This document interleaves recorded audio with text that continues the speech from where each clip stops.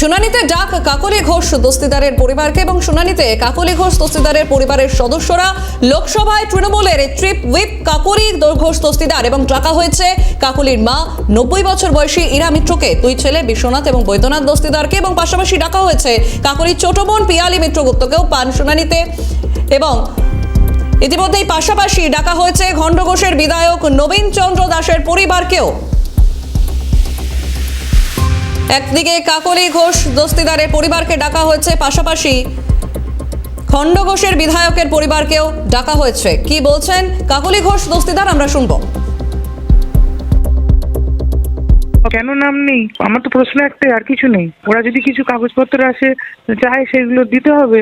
এগুলো আমার মতন মানুষ যে আজকে 50 বছর ধরে রাজনীতি করছি, তার যদি এরকম ভাবে বাড়িতে এরকম আঘাত করে ভারতীয় জনতা পার্টি, তাহলে জনসাধারণের প্রতি, সাধারণ মানুষ, এত লেখাপড়া জানে না সেরকম মানুষ, গরিব মানুষ, তাদের উপরে কি অত্যাচার করছে।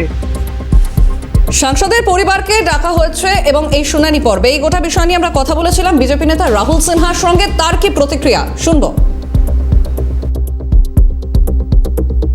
যে নিশ্চয়ই ওই পরিবারের লোকেরা উপযুক্ত তথ্য ফিল আপ করে দেয়নি, উপযুক্ত কাগজ হাজির করেনি, যে কারণে শুনানিতে ডাকা হয়েছে।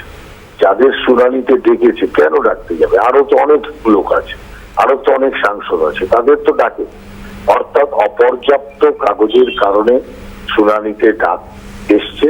আর এই ডাকের সাথে ইলেকশন কমিশনের এই ডাকের সাথে বিজেপিকে যুক্ত করার কোনো যৌক্তিকতা নেই। কিন্তু আমি দেখছি যে ডাক দিয়েছে ইলেকশন কমিশন, শুনানিতে হাজির হতে বলেছে ইলেকশন কমিশন, আর গালি দিচ্ছে বিজেপিকে। অর্থাৎ সর্বক্ষেত্রে রাজনীতি করার এই যে নোংরা নীতি, সেটা পরিহার করুক।